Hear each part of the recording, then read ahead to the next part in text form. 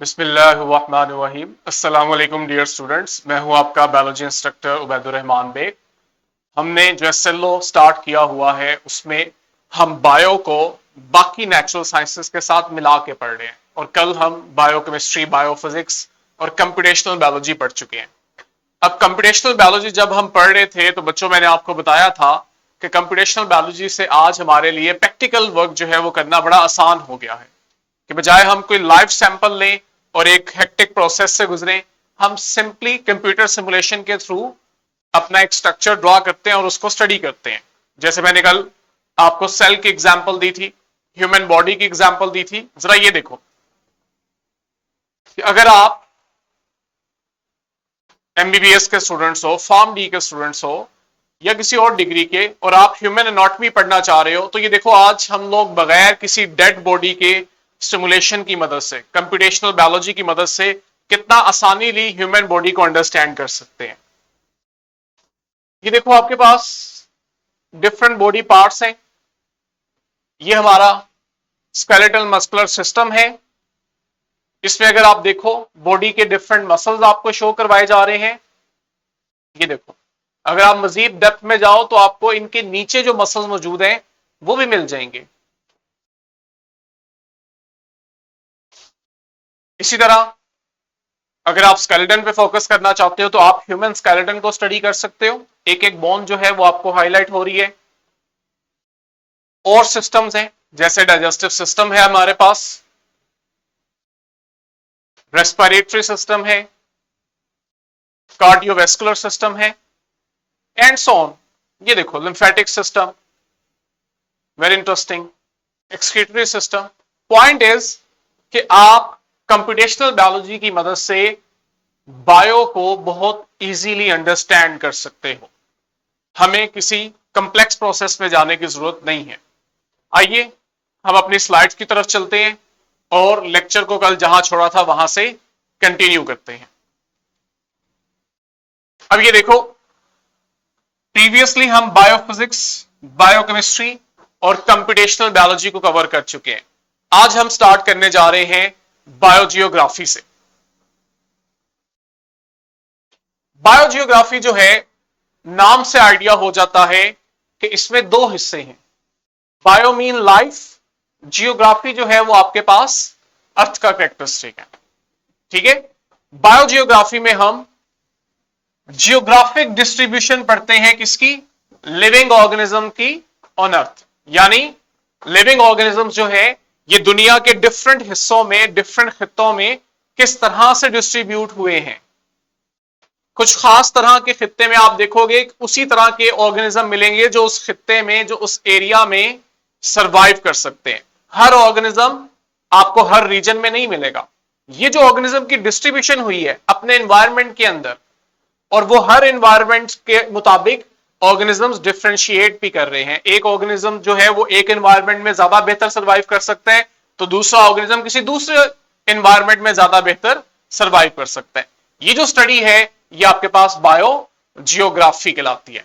अब जब आप बायो जियोग्राफी में अर्थ के फैक्टर्स को भी स्टडी कर रहे हो, यानी एबायोटिक फैक्टर्स को भी स्टडी कर रहे हो, तो ऑब्वियस सी बात है कि हम फिर सिर्फ लिविंग ऑर्गेनिजम्स की डिस्ट्रीब्यूशन नहीं देखेंगे कि कौन सा ऑर्गेनिज्म किस खित्ते में पाया जाता है। फॉर एग्जाम्पल हमारे पास कैंगरू है। हम सबको मालूम है कि कैंगरू जो है ये आपके पास ऑस्ट्रेलिया में मिलते हैं। ठीक है, तो आप सिर्फ लिविंग ऑर्गेनिजम्स को नहीं देख रहे, आप बायोजियोग्राफी में एबायोटिक फैक्टर को भी देखोगे। जिस माहौल में वो लिविंग ऑर्गेनिज्म रह रहा है आपको वो पढ़ना पड़ेगा। फॉर एग्जाम्पल आप किसी भी एरिया में देखोगे वहां टेम्परेचर कितना है, रेनफॉल कितनी हो रही है। और आप ऐसा क्यों देखोगे, क्योंकि जो एबायोटिक फैक्टर्स हैं वो लिविंग ऑर्गेनिजम्स की डिस्ट्रीब्यूशन पे असरअंदाज होते हैं। एक जगह का माहौल कैसा है उसमें हर ऑर्गेनिज्म सरवाइव नहीं करेगा, उसके लिए वो कंडीशन फेवरेबल नहीं होगी। तो ऑर्गेनिज्म किस तरह के माहौल में रह रहा है ये डिपेंड कर रहा है कि वहां पे एबायोटिक फैक्टर्स कैसे हैं। एग्जाम्पल देखते हैं। एग्जाम्पल में मैंने आपके पास कैमल फैमिली को लिया है। ठीक है, अब कैमल फैमिली में अगर आप लोग यहां गौर करो, आपके पास 3 डिफरेंट कैमल्स हैं जो दुनिया के डिफरेंट रीजन्स के अंदर मौजूद हैं। ये सब एक जगह नहीं पाए जाते। ठीक है। और अगर आप देखो, आपके पास एक टाइप एशिया में है और दूसरी टाइप जो है वो आपके पास साउथ अमेरिका के अंदर है।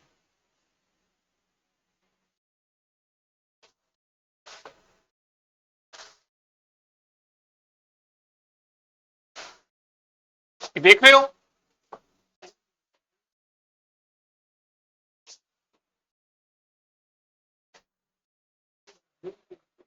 और तीसरी देखो अफ्रीका में है। अब जरा गौर से देखो इन डायग्राम्स को, बेशक सेम फैमिली के हैं, कैमल फैमिली के हैं, लेकिन अपने एनवायरनमेंट के अकॉर्डिंग, वहां की कंडीशंस के अकॉर्डिंग, एबायोटिक फैक्टर्स के अकॉर्डिंग इनमें कितना चेंज आया है, देख सकते हो। तो इस तरह से हम एबायोटिक फैक्टर्स को भी साथ स्टडी कर रहे होते हैं। क्यों? क्योंकि वो लिविंग ऑर्गेनिजम्स की डिस्ट्रीब्यूशन पे असरअंदाज हो रहे होते हैं। साउथ अमेरिका वाला जो है वो आप देखो लामा कहलाता है, वो टोटली आपके पास एक डिफरेंट स्पीशीज बन चुका है, ठीक है।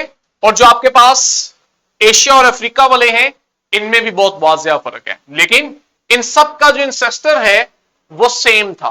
वो यहां हमें बता रहा है मैप में, जो नॉर्थ अमेरिका वाला रीजन है, यहां इनके इंसेस्टर थे जो बाद में डिस्ट्रीब्यूट होकर दुनिया के मुख्तलिफ हिस्सों में तकसीम हो गए। और वहां वहां के एनवायरमेंट जो था उसके अकॉर्डिंग इनमें इतनी चेंजेस आ गई हैं कि ये आपके पास टोटली डिफरेंट स्पीशीज बन जाती हैं। तो हमें बायोटिक के साथ एबायोटिक फैक्टर को भी पढ़ना पड़ता है। बायोस्टैटिस्टिक्स, इसे हमने समझना है, एग्जाम्पल याद करनी है, क्योंकि शॉर्ट आएगा तो हमें एग्जाम्पल बतानी है, तब जाके हमें वो कंप्लीट मार्क्स देगा एग्जामिनर। बायोस्टैटिस्टिक क्या है?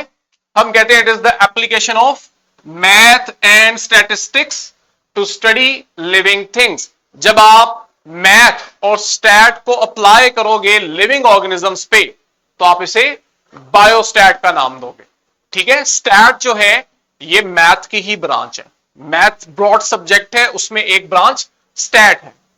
तो आप मैथ और स्टैट को जब अप्लाई करते हो तो हम बायोस्टैट पढ़ते हैं। इसमें मकसद क्या होता है? मैंने आप लोगों को कल भी बताया था कि जब साइंटिस्ट पॉपुलेशन लेवल के ऊपर बहुत सारे ऑर्गेनिजम्स को स्टडी कर रहे होते हैं, तो हमारे पास बहुत सी इंफॉर्मेशन आती है, और वो जो इंफॉर्मेशन हमें कलेक्ट होती है हम उसे डेटा का नाम देते हैं। और मैंने आपको बताया था कि ये डाटा इतना ज्यादा होता है कि हम फिर इसे कंप्यूटर में ही स्टोर करते हैं ऑनलाइन, और वो जो डिजिटल लाइब्रेरी बनती है हमारी, उसे हम डेटाबेस कहते हैं। और वो जो डेटाबेस है वहां हमने अपनी रिसर्च से जो इंफॉर्मेशन और डाटा कलेक्ट किया है वो स्टोर कर लिया है। अब कल को हमें जब भी उसकी जरूरत पड़ती है हम वो डाटा कलेक्ट करते हैं और उसके ऊपर रिसर्च करते हैं, उसको इंटरप्रेट करते हैं कि हमारा जो डाटा इंफॉर्मेशन है ये हमें क्या बता रहा है। अब जब आपके पास वो डाटा आया है, आप उस डाटा को ऑर्गेनाइज करना चाह रहे हो ताकि आप उसे ऑर्गेनाइज करके एनालाइज कर सको, एनालाइज करके उसे अच्छे से इंटरप्रेट करो कि ये डाटा हमें क्या बता रहा है। ये जो काम है कि आप उस डाटा को एनालाइज करो, इंटरप्रेट करो, ये काम हम करते हैं बायोस्टैट के अंदर। फॉर एग्जाम्पल, आपको एग्जाम्पल देकर समझाता हूं। मैं स्टडी करना चाह रहा हूं कि हमारे पास स्मोकिंग जो है वो लंग कैंसर को कैसे इफेक्ट कर रही है। क्या लंग कैंसर जो है वो स्मोकर्स में ज्यादा होगा, या स्मोकर है या नॉन स्मोकर है इससे फर्क नहीं पड़ता, लंग कैंसर किसी में भी हो सकता है। मैं ये स्टडी करना चाहता हूं। मैं सैंपल लेता हूं 1000 लोगों का, मैं एक कम्युनिटी में जाता हूं, एक सिटी में जाता हूं, और मैं वहां पे 1000 लोगों का एक सैंपल लेता हूं, और मैं एक एक से पूछता हूं, और वो सब स्मोकर हैं, और मैं उनसे पूछता हूं कि क्या आपके अंदर ऐसे इलामात हैं जो लंग कैंसर के इलामात हैं। और मैं वो डाटा कलेक्ट करता हूं और उस डाटा को बायोस्टैट की मदद से इंटरप्रेट करके इंफॉर्मेशन हासिल करता हूं। अब बजाय मैं एक एक इंडिविजुअल का अलग अलग से मेंशन करूं कि इसमें लंग कैंसर के चांसेस हैं, इसमें है, इसमें नहीं है, मर्दों में ज्यादा है, औरतों में ज्यादा है, मैं सिंपली क्या कर रहा हूं कि मैं बायोस्टैट की मदद से अपने डाटा को ऑर्गेनाइज करके आसान तरीके से समझा रहा हूं, आसान तरीके से इंटरप्रेट कर रहा हूं। फॉर एग्जाम्पल, मेरे पास एक मेथड ये है कि मैं उस डाटा से चार्ट बना लूं, और चार्ट के अंदर मैं वो सारी इंफॉर्मेशन पुट करूं जो मैंने 1000 लोगों से हासिल की है, ताकि मुझे पता लग जाए कि उन 1000 लोगों से जो मुझे इंफॉर्मेशन मिली है वो क्या बता रही है, क्या स्मोकर में और लंग कैंसर में कोई रिलेशन है? जो लोग स्मोकिंग ज्यादा करते हैं क्या उनमें लंग कैंसर के चांस ज्यादा होते हैं, कम होते हैं, या कोई फर्क ही नहीं पड़ता? और ये देखो, रिसर्च के अकॉर्डिंग हमें पता लगता है कि आपके पास जैसे जैसे सिगरेट्स का इस्तेमाल बढ़ रहा है, ठीक है, आपके पास परसेंटेज ऑफ लंग कैंसर बढ़ती जा रही है और उसकी वजह से अमवात ज्यादा हो रही है। यानी मुझे मेरे डाटा से पता लगा कि जैसे जैसे लोग सिगरेट ज्यादा पी रहे हैं उनमें लंग कैंसर की वजह से डेथ की परसेंटेज रेशो ज्यादा होती जा रही है। यानी कि अगर एक पर्सन स्मोकर है तो उसे लंग कैंसर होने के चांसेस ज्यादा हैं। तो मुझे एक सिंपल ट्रेंड मिल गया कि मर्दों के अंदर यह ट्रेंड है, खवातीन में यह ट्रेंड है। दोनों ट्रेंड यही बता रहे हैं कि अगर एक पर्सन स्मोकिंग करेगा तो उसमें लंग कैंसर के चांसेस ज्यादा होंगे और उसी वजह से उसमें डेथ रेशियो भी ज्यादा होगी। तो बजाय मैं एक एक बंदे का बताता, मुझे बायोस्टैट ने क्या करके दिया कि उसने मेरे डाटा को बड़े आसान तरीके से एक चार्ट की शक्ल में प्रेजेंट कर दिया, जिससे मेरे लिए अंडरस्टैंड करना भी आसान और दूसरे को समझाना भी मेरे लिए आसान, और मैं इस इंफॉर्मेशन से मजीद आगे रिसर्च भी कर सकता हूं। ठीक है, इसी तरह मैंने बुक में एग्जांपल दी हुई है कि हम देखना चाहते हैं कि आपके पास हाउ ऑफन अ डिजीज अकर, एक डिजीज जो है वो किसी सोसाइटी में कितनी रेशो के साथ हो रही है, या आपने एक नई मेडिसिन बनाई है और आप उस मेडिसिन को स्टडी करना चाहते हो कि ये मेडिसिन कम्युनिटी में कितना इफेक्टिव है। फॉर एग्जाम्पल अभी हम रिलेट करते हैं, कोविड-19 आया था, कोरोना में हमने देखा कि साइंटिस्ट जो है उन्होंने वैक्सीन बनाई। अब जो वैक्सीन बनी हमें पता है कि वो पूरी कम्युनिटी के अंदर डिस्ट्रीब्यूट हुई, ऐसा तो नहीं है कि हमने चंद लोगों पे एक्सपेरिमेंट किया, हमने वो वैक्सीन बड़े लेवल पे लोगों के अंदर डिस्ट्रीब्यूट की। अब आप देखना चाहते हो कि वो वैक्सीन कितनी इफेक्टिव है, तो ऑब्वियसली बात है आपने हजारों लाखों लोगों के ऊपर उस वैक्सीन का ट्रायल किया हुआ है, ठीक, कई लोग उसे एडमिनिस्टर कर रहे हैं। तो फिर हम क्या करेंगे, वो सारा डाटा कलेक्ट करेंगे और एक सिंपल ग्राफ चार्ट की मदद से हम अपना रिजल्ट इंटरप्रेट करेंगे, जो हमें बताएगा कि कितने लोगों ने वैक्सीन स्टार्ट की तो कितने लोग बीमारी से बचे, कितने लोगों को कोरोना नहीं हुआ, कौन से लोग हैं जो वैक्सीन इस्तेमाल नहीं कर रहे और उनमें कोरोना चांसेस कम हो रहे हैं, ज्यादा हो रहे हैं। तो हमें बायोस्टैट जो है वो मेडिसिन के इफेक्ट को भी बताने में हेल्प आउट करती है। वेरी इंटरेस्टिंग, बायोटेक्नोलॉजी हमारा 10th और 12th ग्रेड में बकायदा एक सेपरेट चैप्टर है बायोटेक्नोलॉजी में।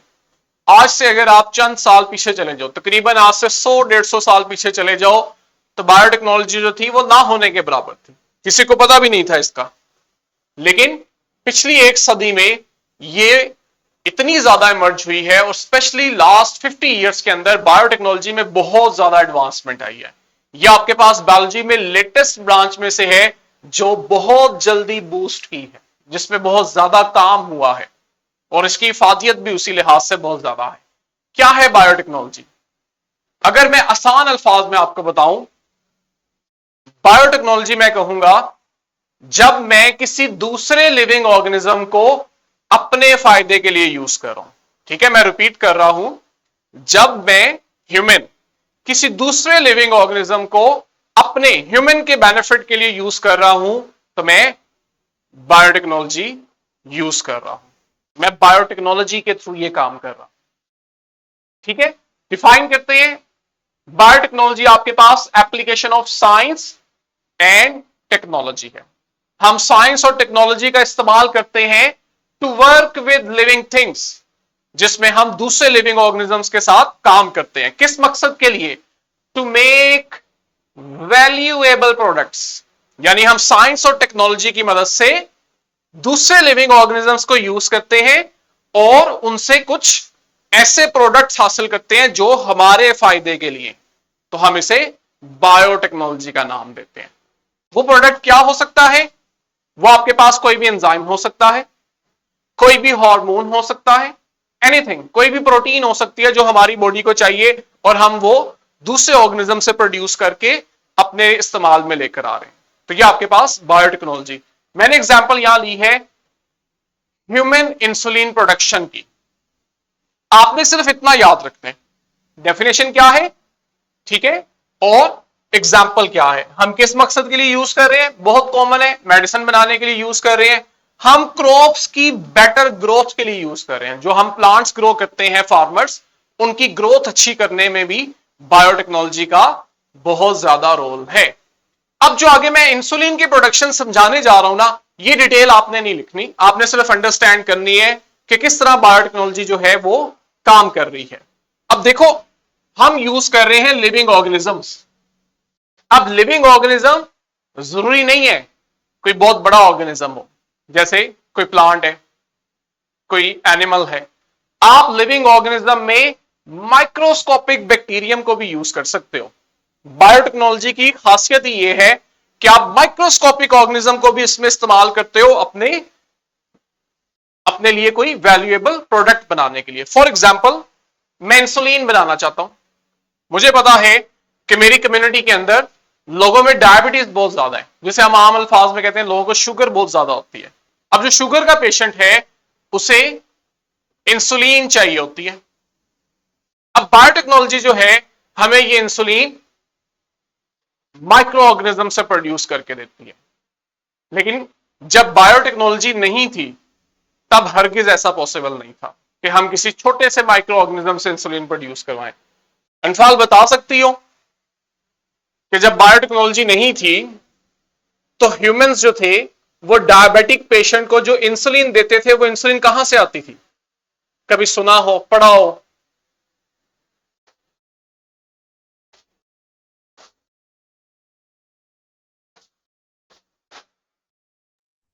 सर पहले तो इतनी ज्यादा टेक्नोलॉजी तो नहीं थी ना, थी तो थी लेकिन ज्यादा नहीं थी सर, इसलिए उस टेक्नोलॉजी की वजह से वो लोग फिर बना लेते थे। कैसे टेक्नोलॉजी नहीं थी? जैसे कहते हैं ना गोलमोल जवाब देना कि सर इतनी एडवांस नहीं थी लेकिन बना लेते थे। कैसे? कभी सुना?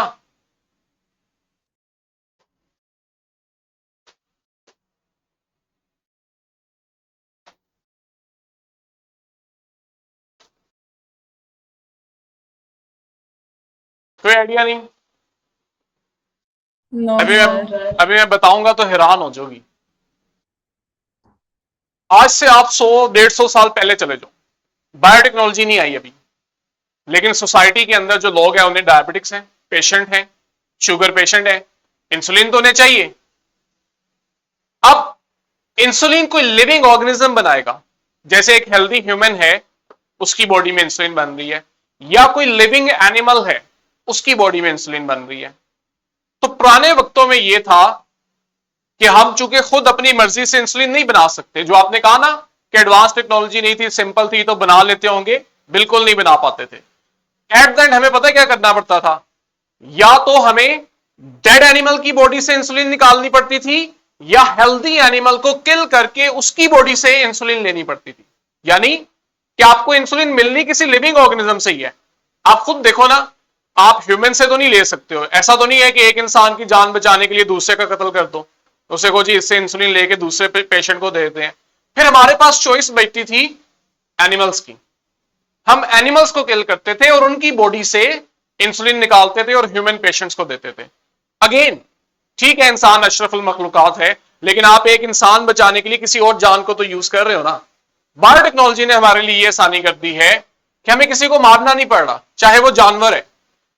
हम बायोटेक्नोलॉजी से इंसुलिन प्रोड्यूस करवा रहे हैं, और मजे की बात यह है, जिसे आप कह सकते हो हैरानगी की बात है, मौजजे की बात है, कि आप कहां पे एक इतने बड़े एनिमल को किल करते थे और आज आप साइंस बायोटेक्नोलॉजी की मदद से छोटे से एक सेल के माइक्रोस्कोपिक ऑर्गेनिज्म से, जिसे आप देख भी नहीं सकते हो, उससे इंसुलिन बना रहे हो। कैसे? ये थोड़ा मैं आपके इंटरेस्ट के लिए बताना चाहता हूं। अब देखो, ह्यूमन सेल जो है ना, इसके पास है डीएनए, हमने पढ़ा हुआ है, और डीएनए के अंदर हर ह्यूमन सेल में इंसुलिन बनाने वाली जीन होती है। मसला यह आता है कि जो डायबिटिक पेशेंट होता है ना, उसकी इस जीन में मसला आ जाता है। जो डायबिटिक पेशेंट है उसकी ये जीन इंसुलिन नहीं बना पा रही, लेकिन हेल्दी ह्यूमंस तो है ना, उनकी बॉडी में जो जीन है वो इंसुलिन बना रही है। अब एक हेल्दी ह्यूमन के अंदर खरबों की तादाद में ट्रिलियंस ऑफ सेल्स हैं। आप किसी एक सेल से इंसुलिन की जीन निकाल लो तो उस हेल्दी ह्यूमन को कोई फर्क नहीं पड़ेगा, वो हेल्दी रहेगा। हम पता है क्या करते हैं, हम एक हेल्दी ह्यूमन का सेल लेते हैं और उसके डीएनए से वो जीन निकालते हैं जो इंसुलिन बना सकती है। फिर हम आते हैं इस बैक्टीरिया के पास। इस बैक्टीरिया के पास एक एक्स्ट्रा डीएनए होता है, वो डीएनए आप इससे निकाल दो, इससे कोई फर्क नहीं पड़ता, ये अपने नॉर्मल फंक्शंस कैरी करता है। इस डीएनए को हम कहते हैं प्लाज्मिड। हम बैक्टीरिया से प्लाज्मिड लेते हैं, ह्यूमन से हेल्दी नॉर्मल इंसुलिन जीन लेते हैं। हम सिंपली ये करते हैं कि ये जो जीन है इसे बैक्टीरिया के प्लाज्मिड में इंसर्ट कर देते हैं, ऐड कर देते हैं, काट के ना उन्हें आपस में मिला देते हैं। तो आपके पास अल्टीमेटली क्या होता है, एक ऐसा स्ट्रक्चर बनता है जिसमें बैक्टीरिया का प्लाज्मिड है और उसके अंदर ह्यूमन की इंसुलिन बनाने वाली जीन हमने ऐड कर दी। और आप वापस क्या करते हो, जिस बैक्टीरिया से आपने ये प्लाज्मिड लिया होता है वापस उसी बैक्टीरिया में ये प्लाज्मिड एंटर करवा देते हो। फर्क सिर्फ ये है कि इस प्लाज्मिड के पास अब ह्यूमन इंसुलिन जीन है। ये जो जीन है ये अब बैक्टीरिया के अंदर अपने आप को एक्सप्रेस करती है और उसमें इंसुलिन बनाती है। मजे की बात यह है कि ये जो एक बैक्टीरिया था जिसमें आपने जीन एंटर करवाई है, ये बैक्टीरिया कुछ देर के बाद डिवाइड करेगा। ठीक है, एक वक्त आएगा कि ये डिवाइड कर करके पूरी बैक्टीरिया की एक कॉलोनी बना देगा जिसके अंदर बिलियंस ऑफ बैक्टीरिया होंगे और हर बैक्टीरिया में हमारी ह्यूमन की इंसुलिन जीन मौजूद होगी, क्योंकि ये बैक्टीरिया जो है ये डिवाइड कर रहा है। ये डिवाइड करता है तो इसके अंदर मौजूद जो प्लाज्मिड है वो भी डिवाइड करता है और हर प्लाज्मिड के पास हमारी दी हुई इंसुलिन की जीन है। तो जब बहुत से बैक्टीरिया बनते हैं तो हर बैक्टीरिया में जो हमारी जीन है ये खुद को एक्सप्रेस करती है और जब जीन एक्सप्रेस करती है ना तो वो अपना प्रोडक्ट बनाती है और हमारी जीन का प्रोडक्ट है इंसुलिन। हम इस इंसुलिन को बैक्टीरिया से निकालते हैं और मार्केट के अंदर बेचते हैं ताकि जो डायबिटिक पेशेंट है, शुगर पेशेंट है, वो इसे अपने इस्तेमाल में ले आए। अंडरस्टैंड हुआ? रेहान कह रहे हैं कि बायो का स्टूडेंट हूं। तो रेहान इतने दिन कहां थे? अनीक आप बायो के हो? इससे ऊपर देखें किसने कहा हुआ है अस्सलाम वालेकुम। अनीक से ऊपर, अनीक से ऊपर।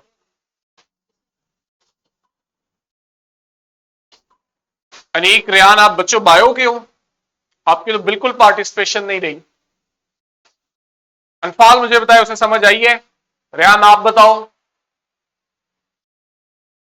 गुड।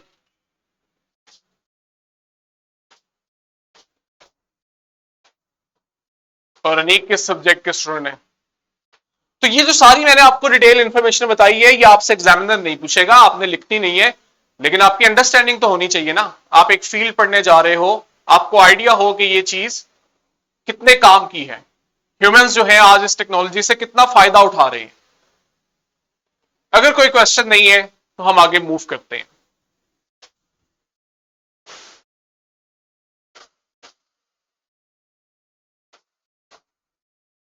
ये जो आसिफ जावेद वाली आईडी से हैं ये बच्चे कंप्यूटर के हैं कि बायो के हैं? Just type it. कोई है बायो का?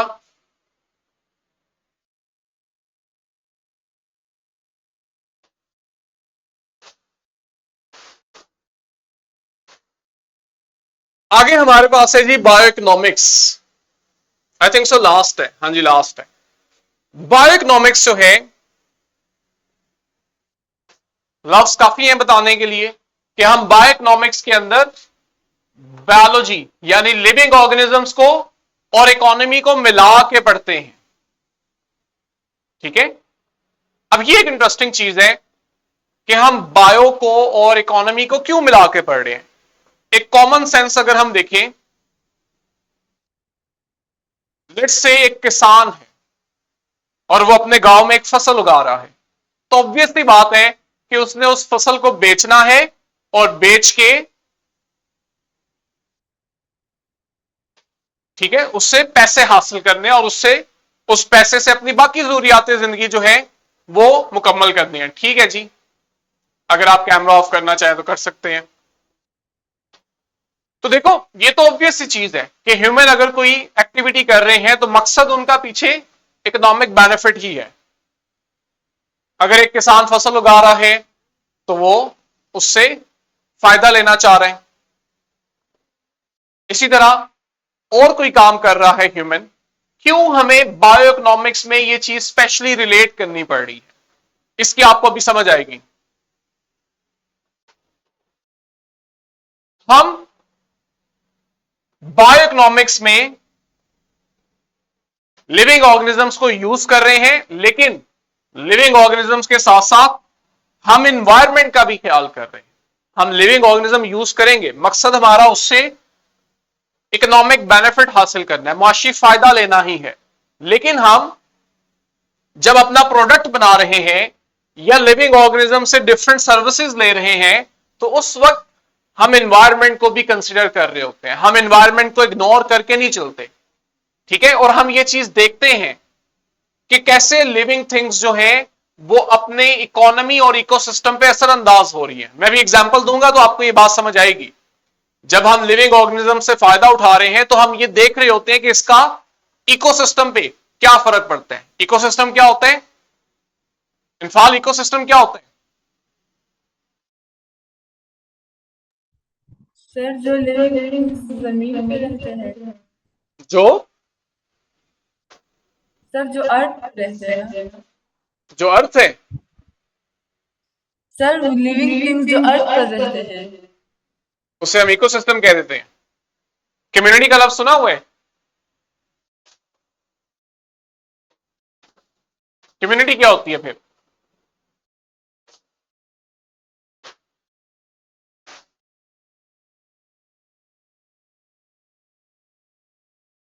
कोई आइडिया? जो डिफरेंट पॉपुलेशंस हैं जब ये मिल के रहते हैं तो इसे हम कम्युनिटी कहते हैं, ठीक है। कम्युनिटी के अंदर डिफरेंट स्पीशीज की पॉपुलेशन होती है, ह्यूमंस होंगे, एनिमल्स होंगे, प्लांट्स होंगे, लेकिन लिविंग कंपोनेंट्स हैं।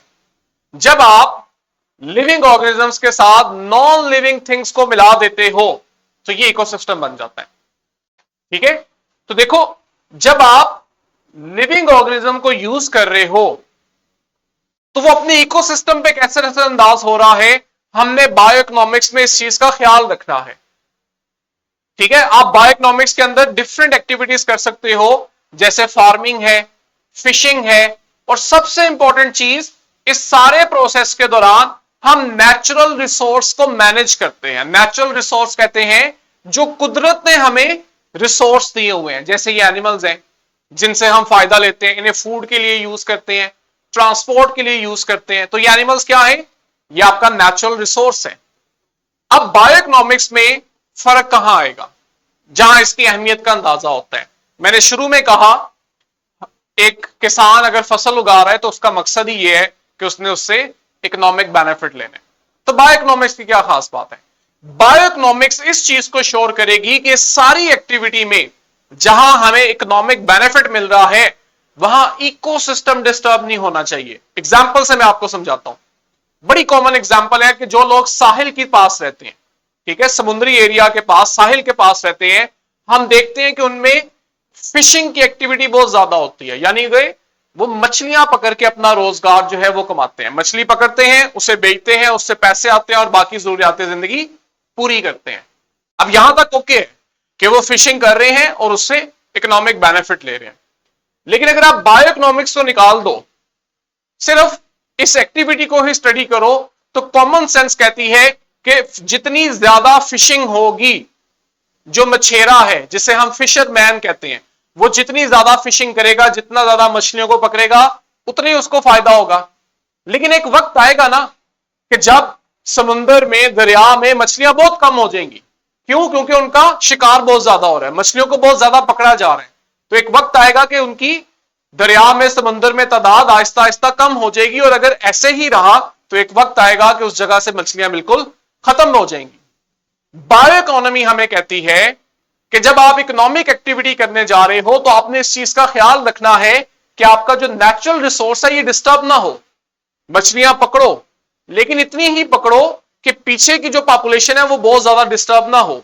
आपने थोड़ी सी मछली पकड़ी, जितनी आपको जरूरत है उसको खुराक के तौर पे यूज किया या उसको बेच के उससे बेनिफिट लिए, पीछे इतनी मछलियां रहनी चाहिए कि वो बाद में रिप्रोड्यूस करके अपनी पॉपुलेशन दोबारा मेंटेन कर ली। ये बायो इकोनॉमिक्स है कि आपने इकोनॉमिक बेनिफिट भी लिया और आपने इकोसिस्टम को, कम्युनिटी को मेंटेन भी रखा। ठीक है, आई होप आपको ये पॉइंट क्लियर हो गया होगा कि हम किस तरह से बायो बेनिफिट्स भी ले सकते हैं इकोनॉमिक, और अपने रिसोर्सेज को मेंटेन भी कर सकते हैं। तो ये देखो, हमारे जो एसएलओ की डिमांड है, जिसमें हमने बायो को रिलेट करना है नेचुरल साइंसेस के साथ, वो हमने प्रॉपरली कवर की है। और जो जो एसएलओ के अंदर डिफरेंट फील्ड्स हमसे पूछी गई थी, वो हमने प्रॉपर एग्जाम्पल के साथ उन्हें अंडरस्टैंड किया है। आई होप कि आपको ये लेक्चर, ये एसएलओ अच्छे से अंडरस्टैंड हुआ होगा। इनफॉल मैंने साथ ही वर्कशीट और क्वेश्चन बैंक दिया है। आज जब ये वीडियो अपलोड होगी तो आपको डिस्क्रिप्शन में वर्कशीट, क्वेश्चन बैंक मिलेगा, जिसको आपने साथ ही अटेम्प्ट करना है।